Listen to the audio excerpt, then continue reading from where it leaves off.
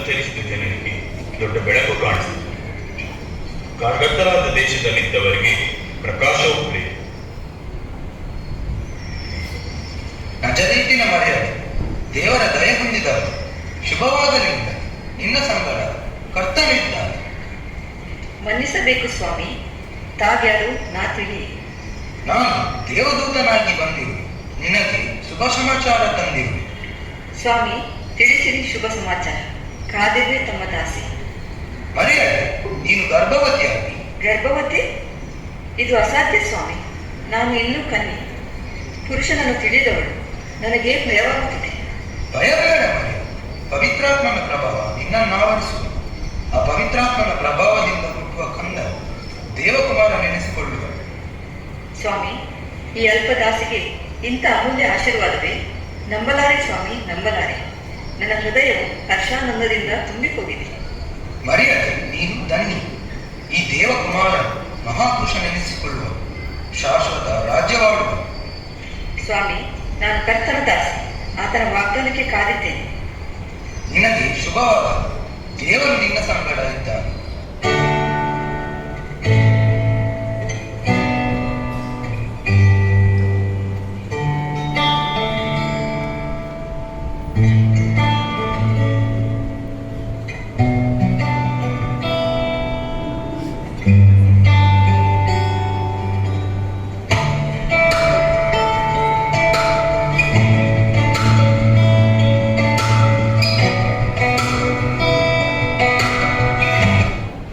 ನಜರೇತಿನ ಯೋಸೇಫನೇತ, ದಾವಿದನ ವಂಶದಾತ.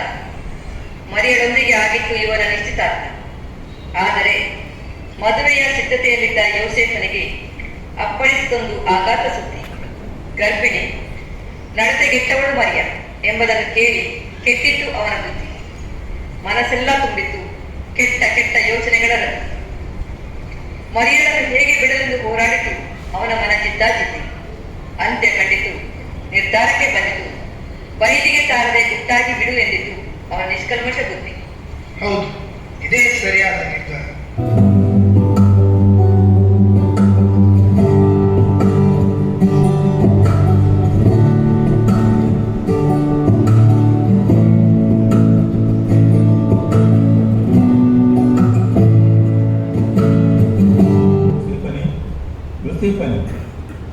ಯೋಸೇಫನೇ, ದಾವೀದನ ವಂಶದವನು. ನಿನಗೆ ನಿಶ್ಚಿತಾರ್ಥವಾಗಿರುವ ಮರಿಯಳನ್ನು ನಿನ್ನ ಪತ್ನಿಯಾಗಿ ಸೇರಿಸಿಕೊಳ್ಳಲು ಅಂತ್ಯಬೇಡ. ಆಕೆಯು ಪವಿತ್ರಾತ್ಮ ಪ್ರಭಾವದಿಂದ ಗರ್ಭವತಿಯಾಗಿರುವ ಗಂಡು ಮಗುವನ್ನು ಹೆರುವಳು. ನೀನು ಆ ಮಗುವಿಗೆ ಯೇಸು ಎಂದು ಹೆಸರಿಡಬೇಕು. ಯೇಸು ಅಂದರೆ ಲೋಕ ರಕ್ಷಕ, ಪಾಪಿಗೆ ಪರಲೋಕಕ್ಕೆ ಹೋಗುವ ಮಾರ್ಗ.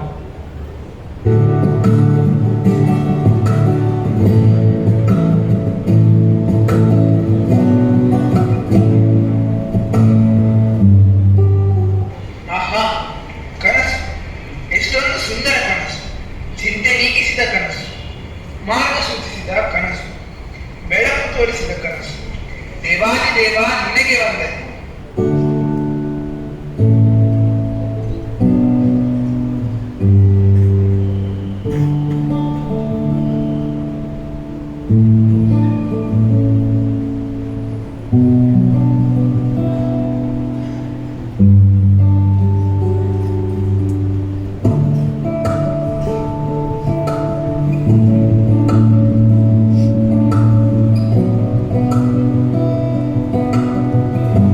ಯೋಸೇಫ ಮರಿಯ ಕಾನೂನುಬದ್ಧವಾಗಿ ವಿವಾಹವಾಗಿದ್ದರು. ಇದು ರೋಮ್ ಚಕ್ರವರ್ತಿ ಕೈಸರ ಔಗುಸ್ತನ ಕಾಲ. ಕ್ರಿಸ್ತಪೂರ್ವ 31ರಿಂದ ಕ್ರಿಸ್ತಶಕ 16. ರೋಮ್ ಸಾಮ್ರಾಜ್ಯವು ಮೆಡಿಟರೇನಿಯನ್ ಸಮುದ್ರದ ಸುತ್ತಮುತ್ತ ಹಬ್ಬಿತು. ಚಕ್ರವರ್ತಿಯು ಇಸ್ರೇಲ್ ಮತ್ತು ಸಿರಿಯ ರಾಷ್ಟ್ರಗಳನ್ನು ಹೊಸದಾಗಿ ಗೆದ್ದುಕೊಂಡಿದ್ದರು. ಈ ಗೆದ್ದುಕೊಂಡ ರಾಷ್ಟ್ರಗಳಲ್ಲಿ ಜನಗಣತಿಗಾಗಿ ಜನರು ತಮ್ಮ ಹೆಸರನ್ನು ನೋಂದಾಯಿಸುವಂತೆ ಅಪ್ಪಣೆ ಕೊಟ್ಟಿದ್ದರು. ಕೇಳ್ರಪ್ಪೋ ಕೇಳು. ರೋಮ್ ಸಾಮ್ರಾಜ್ಯದ ಮಹಾಚಕ್ರವರ್ತಿ, ಪ್ರಜಾಪಾಲಕ, ವೀರಾದಿವೀರ ಶ್ರೀ ಶ್ರೀ ಶ್ರೀ ಔಗುಸ್ತ ಮಹಾಸ್ವಾಮಿಗಳ ರಾಜಾಜ್ಞೆ. ರೋಮ್ ಸಾಮ್ರಾಜ್ಯದಲ್ಲಿ ಮೊದಲನೇ ಕಾನಿಶುಮಾರಿ ನಡೆಯಲಿದೆ. ಎಲ್ಲರೂ ಶೀಘ್ರವಾಗಿ ತಮ್ಮ ತಮ್ಮ ಸ್ವಂತ ಊರಿಗೆ ಹೋಗಬೇಕು. ಅಲ್ಲಿ ತಮ್ಮ ಹೆಸರನ್ನು ನೋಂದಾಯಿಸಿಕೊಳ್ಳಬೇಕು. ಕೇಳ್ರಪ್ಪೋ ಚಕ್ರವರ್ತಿಗಳ ಅರ್ಪಣೆ. ಕೇಳ್ರಪ್ಪೋ ಕೇಳ್ರ. ಮರಿಯ, ನಾವು ಕೂಡ ಕಾಮೇಶುಮಾರಿಗಾಗಿ ಈ ನಜರೀತಿನಿಂದ ಹೊರಡಬೇಕು. ನಮ್ಮ ಸ್ವಂತ ಊರಿಗೆ ಹೋಗಬೇಕು. ಹೌದು, ಬೆತ್ಲೆಹೇಮಿಗೆ ಹೋಗಬೇಕಲ್ಲ. ಹೌದು, ಇಲ್ಲಿಂದ 6 ಮೈಲಿ ದೂರ ಪ್ರಯಾಣ ಮಾಡಬೇಕು. ತುಂಬು ಗರ್ಭಿಣಿ ನೀನು. ಪ್ರಯಾಣ ನಿನ್ನಿಂದ ಸಾಧ್ಯವೇ? ಸಾಧ್ಯ. ದೇವರು ನಮ್ಮ ಸಂಗಡ ಇದ್ದಾನೆ. ಬೆತ್ಲೆಹೇಮಿಗೆ ತಲುಪಿದ ಯೋಸೇಫ ಮರಿಯ ಉಳಿದುಕೊಳ್ಳಲು ಸ್ಥಳಕ್ಕಾಗಿ ಹುಡುಕಾಡಿದರು. ಖಾನೇಶುಮಾರಿ ಬಂದವರಿಂದ ಎಲ್ಲ ಛತ್ರಗಳು ತುಂಬಿ ತುಳುಕುತ್ತಿದ್ದವು. ಅಯ್ಯ, ನಾವು ಕಾನೇಶುಮಾರಿಗಾಗಿ ಇಲ್ಲಿಗೆ ಬಂದಿದ್ದೆವು. ದಯವಿಟ್ಟು ನಮಗೆ ಉಳಿಕೊಳ್ಳಲು ಛತ್ರದಲ್ಲಿ ಸ್ಥಳ ಕೊಡುವಿಲ್ಲ. ನನ್ನ ಹೆಂಡತಿ ತುಂಬು ಗರ್ಭಿಣಿ. ಜಾಗ ಇಲ್ಲಯ್ಯ. ಅಯ್ಯ, ನನ್ನ ಹೆಂಡತಿ ತುಂಬು ಗರ್ಭಿಣಿ. ಏನಾದರೂ ಒಂದು ಕಾರಣ ಹೇಳಿಕೊಂಡೇ ಬರುತ್ತೀವಿ. ಜಾಗ ಇಲ್ಲಯ್ಯ, ಹೊಗೆಯ ಎಲ್ಲಿಂದ ಎಲ್ಲೆಲ್ಲಿಂದ ಬರ್ತಾರೋ ನನ್ನ ತಲೆ ತಿನ್ನಲಿಕ್ಕೆ. ನಜರೀತಿನಿಂದ ಬಂದಿದ್ದೇವೆ. ದಯವಿಟ್ಟು ಇಲ್ಲ ಅನ್ಬೇಡಿ. ಸ್ವಲ್ಪವಾದ ಜಾಗ ಕೊಡಿ. ಹೊಗೆಯ ಹೋಗು, ಇಲ್ಲ ಅಂದ್ರೆ ಅರ್ಥ ಆಗ್ಬೇಕು. ಯಾರಣ್ಣ? ಯಾರು? ಏನಾಯ್ತು? ಗರ್ಭಿಣಿ ಅಂತೆ, ಗರ್ಭಿಣಿ. ಇರಲು ಜಾಗ ಬೇಕಂತೆ. ಜಾಗ ಇಲ್ಲ ಅಂದ್ರೂ ಚೊರೆ ಮಾಡ್ತಾನೆ. ನೀನೇ ನೋಡಿ. ತಾಯಿ, ಇಲ್ಲಿಯೂ ಜಾಗ ಇಲ್ಲ. ನಿನ್ನನ್ನು ನೋಡಿದರೆ ಪಾಪ ಅನ್ನಿಸ್ತದೆ. ಅಮ್ಮ, ಏನಾದರೂ ಮಾಡಿ. ಆಕೆ ಇನ್ನು ಒಂದು ಹೆಜ್ಜೆ ಕೂಡ ಮುಂದೆ ಹೋಗುವ ಸ್ಥಿತಿಯಲ್ಲಿಲ್ಲ. ಸರಿ, ನಮ್ಮ ದನದ ಕೊಟ್ಟಿಗೆಯಲ್ಲಿ ಸ್ವಲ್ಪ ಜಾಗವಿದೆ. ಈ ರಾತ್ರಿ ಅಲ್ಲಿಯೇ ಸುಧಾರಿಸಿಕೊಳ್ಳಿ. ಬಾ ತಾಯಿ, ಮೆಲ್ಲಗೆ ಬಾ, ಮೆಲ್ಲಗೆ ಬಾ. ಅಮ್ಮ, ತುಂಬ ಉಪಕಾರವಾಯಿತು.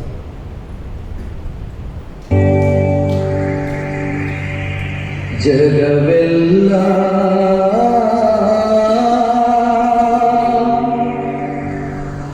ಮಲಗಿರಲು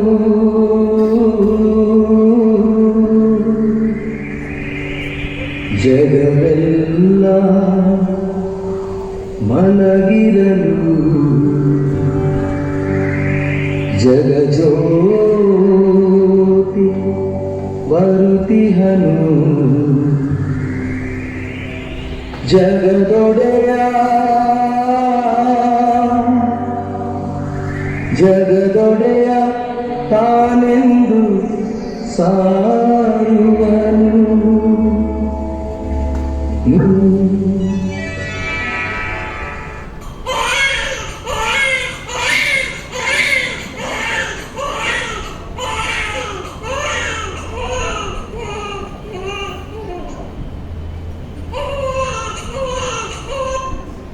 ಜಗತ್ರಕ್ಷಕ ಜಗಜ್ಯೋತಿ ಬೆತ್ಲೆಹೇಮಿನ ಕರುಹಟ್ಟಿಯಲ್ಲಿ ಜನಿಸುತ್ತಾನೆ. ಆ ರಾತ್ರಿಯಲ್ಲಿ ಸಾಮಾನ್ಯ ಜನರಾದ ಕುರುಬರು ಕುರಿ ಕಾಯುತ್ತಾ ಹೊಲದಲ್ಲಿದ್ದರು.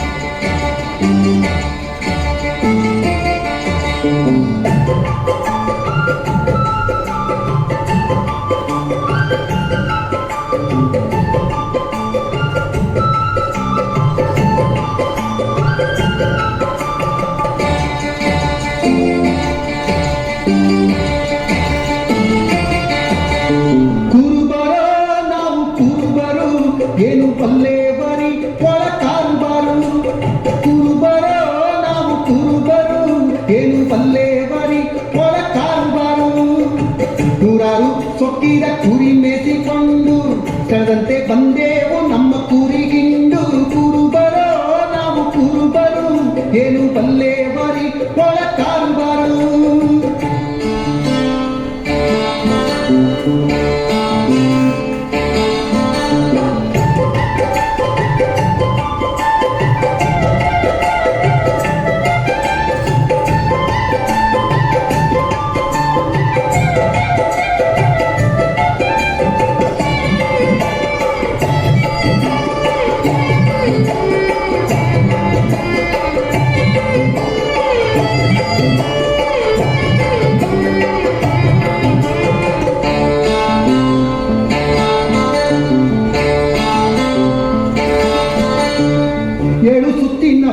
ಗುಟ್ಟಾಗಿ ಹಚ್ಚಿ ಇಟ್ಟವಿ ಕುರಿಗಳ ಚೆನ್ನಾಗಿ ಬಚ್ಚಿ 7 ಸುತ್ತಿನ ಬೇಲಿ ಗುಟ್ಟಾಗಿ ಹಚ್ಚಿ ಇಟ್ಟವಿ ಕುರಿಗಳ ಚೆನ್ನಾಗಿ ಬಚ್ಚಿ ಹೊಟ್ಟಮ್ಮವಾಗಿಲ್ಲ ಬಲವಾಗಿ ಮುಚ್ಚಿ ಹೊಟ್ಟಮ್ಮವಾಗಿಲ್ಲ ಬಲವಾಗಿ ಮುಚ್ಚಿ ಸಿಟ್ಟಮ್ಮ ನಾಯಿಯ ಬಿಟ್ಟೇರಿ ಬಿಚ್ಚಿ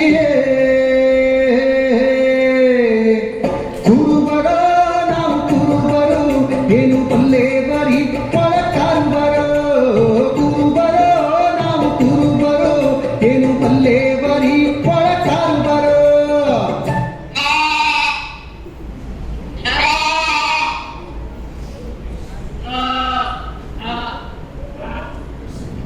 ಶ್ಯಾಮಣ್ಣ, ಏನಪ್ಪ? ತುಂಬಾ ಚಳಿ ಕಣಪ್ಪ. ಅದಕ್ಕೆ ನಾನೇನು ಮಾಡ್ಲಪ್ಪ? ಚಳಿ ಓಡ್ಸಪ್ಪ. ಚಳಿ ಓಡಿಸಕ್ಕೆ ನಾನೇನು ದೇವ್ರಪ್ಪ? ನಾ ಸಾಮಾನ್ಯ ಮನುಷ್ಯ ಕಣಪ್ಪ. ದೇವರು ಈ ಭೂಮಿ ಮೇಲೆ ಬಂದ್ರೆ ನಮಗೂ ಒಂದು ಹೊಸ ಜೀವನ ಬರ್ತಾ ಇತ್ತು.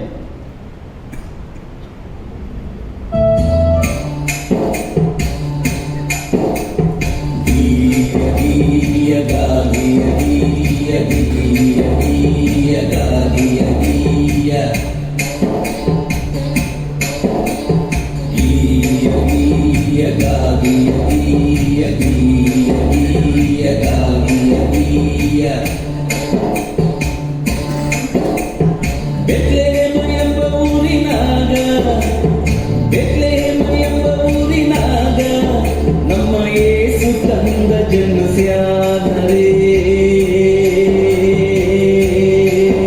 ನಮ್ಮ ಯೇಸು ತಂದ ಜನಸ್ಯಾದರೆ ನಮ್ಮ ಯೇಸು ತಂದ ಜನಸ್ಯಾದರೆ ಗೀಯ ಗೀಯ ಗಾಗಿಯ ಗೀಯ ಗೀಯ ಗೀಯ ಗಾಗಿಯ ಗೀಯ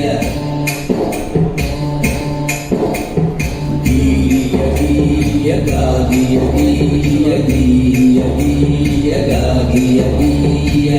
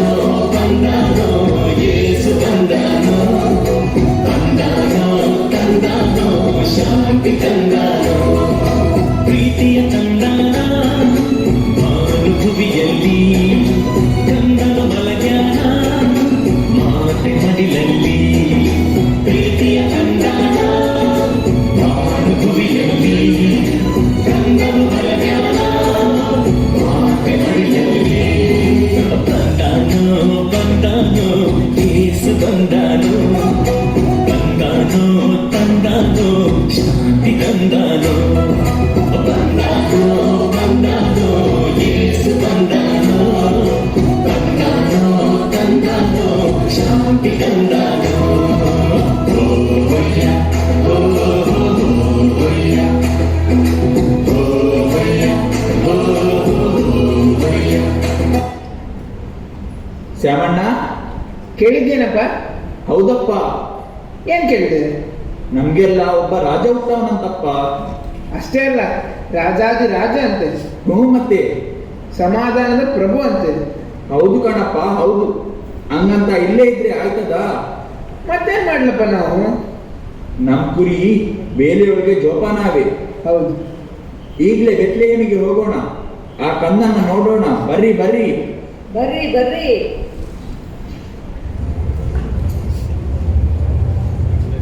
ಬೆತ್ಲೆಹೇಮ್ ಒಂದು ಚಿಕ್ಕ ಪಟ್ಟಣ, ರೋಮನ್ ಸಾಮ್ರಾಜ್ಯದ ಭಾಗ. ಹೆರೋದ ಇಲ್ಲಿ ಅರಸ. ಇವನು ರೋಮ್ ಚಕ್ರವರ್ತಿಯ ಕೈಗೊಂಡು ಇವನ ಆಳ್ವಿಕೆಯ ಕೊನೆಯ ವರ್ಷದಲ್ಲಿ ದೇವಕುಮಾರ ಜನಿಸಿದ. ದೇವಕುಮಾರನನ್ನು ಸೂಚಿಸುವ ಒಂದು ಅದ್ಭುತ ನಕ್ಷತ್ರ ಆಕಾಶದಲ್ಲಿ ಹುಟ್ಟಿಕೊಂಡಿತು. ಪೂರ್ವ ದೇಶದ ಜ್ಞಾನಿಗಳು ಇದನ್ನು ಕಂಡರು. ಅರಸು ಕಂದನನ್ನು ಹುಡುಕಿ ಅರಮನೆಗೆ ಓಡೋಡಿ ಬಂದರು. ಹೆರೋದ ರಾಜರಿಗೆ ಜಯವಾಗಲಿ, ಹೆರೋದ ರಾಜರಿಗೆ ಶುಭವಾಗಲಿ.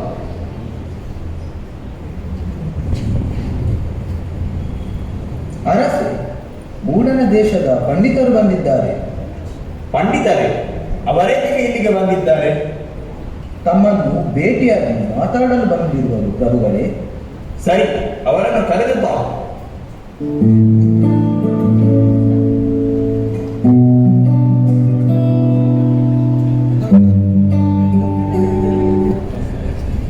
ರಾಜನಿಗೆ ಶುಭವಾಗಲಿ, ರಾಜನಿಗೆ ಶುಭವಾಗಲಿ. ರಾಜರಿಗೆ ಯಾವಾಗಲೂ ಶುಭವೇ. ನೀವು ಇಲ್ಲಿಗೆ ಬಂದ ಉದ್ದೇಶವೇನು? ನಾವು ಮೂಡಣ ದೇಶದ ಜ್ಞಾನಿಗಳು ಒಂದು ಮಹಾ ಅದ್ಭುತ ವಿಷಯವನ್ನು ಕಂಡು ಹಿಂಬಾಲಿಸಿ ಬಂದೆವು. ಮಹಾ ಅದ್ಭುತ ಏನದು? ಆಕಾಶದಲ್ಲಿ ನಕ್ಷತ್ರ. ನಕ್ಷತ್ರ ಆಕಾಶದಲ್ಲಿಯೇ ಇರುವುದು, ಮುಂದೆ ಹೇಳಿ. ಆಕಾಶದಲ್ಲಿ ಒಂದು ಅದ್ಭುತ ನಕ್ಷತ್ರ, ಯಹೂದ್ಯರಲ್ಲಿ ಅರಸು ಹುಟ್ಟಿರುವನೆಂದು ತಿಳಿಸುವ ನಕ್ಷತ್ರ, ಅರಸನ ಜನನ ತಿಳಿಸುವ ನಕ್ಷತ್ರ. ಅರಸು ಕಂದ ಅರಮನೆಯಲ್ಲೇ ಹುಟ್ಟಬೇಕಲ್ಲ, ಹಾಗೆ ಹುಡುಕಿ ಬಂದೆವು. ನೀವೇನು ಜ್ಞಾನಿಗಳು ಮೂಢರು? ಯಹೂದ್ಯರ ಅರಸ ನಾನಿರುವಾಗ ಇನ್ನೊಬ್ಬ ಅರಸ ಯಾಕೆ? ಬಾಯಿಗೆ ಬಂದಂತೆ ಮಾತಾಡಿದರೆ ನಾಲಿಗೆ ಸೀಳಿ ಬಿಟ್ಟೇನು? ನಾವು ಹೇಳಿದ್ದು ಸರಿಯಾಗಿಯೇ ಇದೆ ರಾಜ. ಅರಸನನ್ನು ಸೂಚಿಸುವ ನಕ್ಷತ್ರ ಉದಯಿಸಿದನ್ನು ಕಂಡು ನಾವು ಮೂಡನ ದೇಶದಿಂದ ಹಿಂಬಾಲಿಸಿ ಬಂದಿದ್ದೇವೆ. ತಿರುಗಿ ಅದೇ ತಲೆ ಹರಟೆ ಮಾತು. ನೀವು ಹೇಳಿದ್ದು ಸುಳ್ಳಾಗಿದ್ದರೆ ಈಗಲೇ ನಿಮ್ಮ ದೇಹದಿಂದ ನಿಮ್ಮ ತಲೆ ಕಡಿಸುವೆ. ಯಾರಲ್ಲಿ? ನಮ್ಮ ಆಸ್ಥಾನದ ಪಂಡಿತರನ್ನು ಕರೆತನ್ನಿ.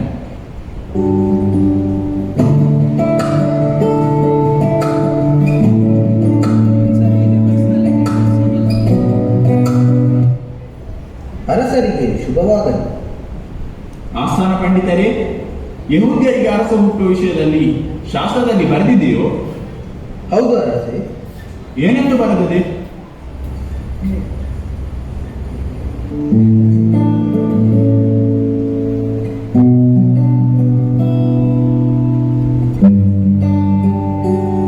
ಯೂದಾಯದ ಬೆತ್ಲೆಹೇಮಿನಲ್ಲಿ, ಯಹೂದ ಸೀಮೆಯ ಬೆತ್ಲೆಹೇಮು, ಯಹೂದದ ಮುಖ್ಯ ಪಟ್ಟಣಗಳಲ್ಲಿ ನೀನು ಎಷ್ಟು ಮಾತ್ರವೂ ಸಣ್ಣದಲ್ಲ. ಒಬ್ಬ ಅಧಿಪತಿಯು ನಿನ್ನೊಳಗಿಂದ ಹೊರಡುವುದು, ಆತನು ತನ್ನ ಪ್ರಜೆಯಾದ ಇಸ್ರೇಲನ್ನು ಆಳತಕ್ಕವು. ಹೌದೇ? ಮಗು ಹುಟ್ಟಿದ ಸ್ಥಳ ಯಾವುದು? ಬೆತ್ಲೆಹೇಮ್. ರಾಜ, ನಾವು ಹೇಳಿದ್ದು ಸರಿಯಾಗಿಯೇ ಇದೆ. ನಾವೀಗ ಆ ಮಗುವನ್ನು ಹುಡುಕಿ ಅದಕ್ಕೆ ಅಡ್ಡ ಬೀಳುವುದಕ್ಕೆ ಹೊರಡಬೇಕು. ನಮಗೆ ಅಪ್ಪಣೆ ಕೊಡಿ. ಸರಿ, ನೀವು ಹೊರಡಬಹುದು. ಆದರೆ ಮಗು ಸಿಕ್ಕಿದ ಮೇಲೆ ನನಗೂ ತಿಳಿಸಿ. ನಾನೂ ಅದಕ್ಕೆ ಅಡ್ಡ ಬೀಳಬೇಕು.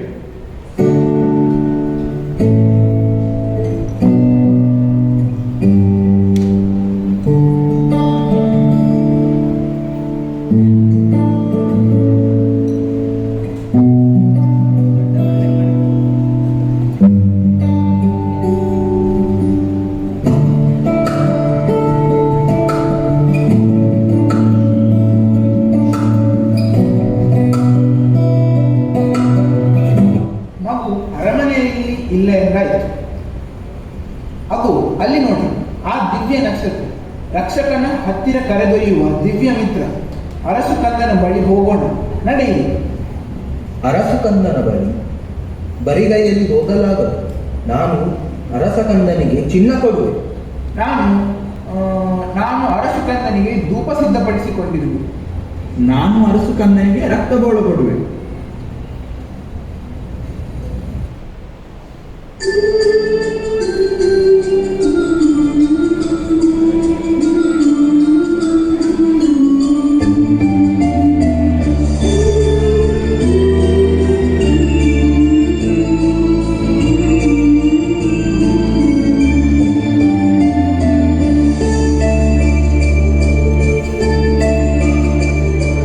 न्यायी जो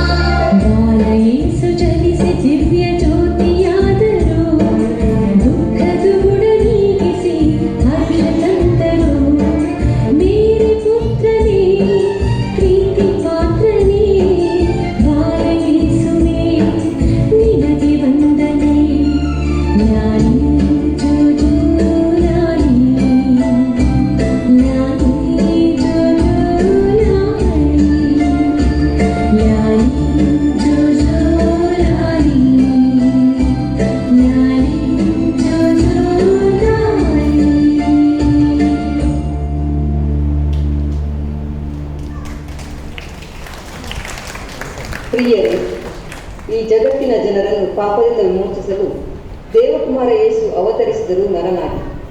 ಸಮಾಜದ ಅಂಚಿನಲ್ಲಿದ್ದ ಗಣನೆಗೆ ಬಾರದ ಕುರುಬರಿಗೆ ಕಂಡರು ಆರಾಧ್ಯರಾಗಿ. ಲೋಕ ಜ್ಞಾನಿಗಳೆನಿಸಿಕೊಂಡ ಮೂಡಣದ ಪಂಡಿತರ ಬದುಕಿಗೆ ಗೋಚರಿಸಿದರು ನಿರೀಕ್ಷೆಯ ನಕ್ಷತ್ರವಾಗಿ. ಕುರುಡರ ಬದುಕಿಗೆ ಬೆಳಕಾದರು ಕಣ್ಣಾಗಿ. ಹಿರಿಯ ಕಿರಿಯ, ಬಡವ ಶ್ರೀಮಂತ, ಮೇಲು ಕೀಳು, ಜಾತಿ ಪಂಥ ಎಂಬ ಭೇದಗಳಿಲ್ಲದೆ ತುಡಿದರು ಜನಮಾನಸದ ನಾಡಿಯಾಗಿ. ಪಾಪ ಕೂಪದಲ್ಲಿ ಬಿದ್ದು ಉಸಿರು ಚೆಲ್ಲಿರುವ ಮನುಜಕುಲಕ್ಕೆ ನಿತ್ಯತ್ವದ ಉಸಿರಾದರೂ ಜೀವಶ್ವಾಸವಾಗಿ. ಈ ಕಂದ ನಮ್ಮ ನಿಮ್ಮೆಲ್ಲರ ಬದುಕಿಗೂ ಜೀವಶ್ವಾಸವಾಗಲೆಂದು ಪ್ರಾರ್ಥಿಸೋಣವೇ.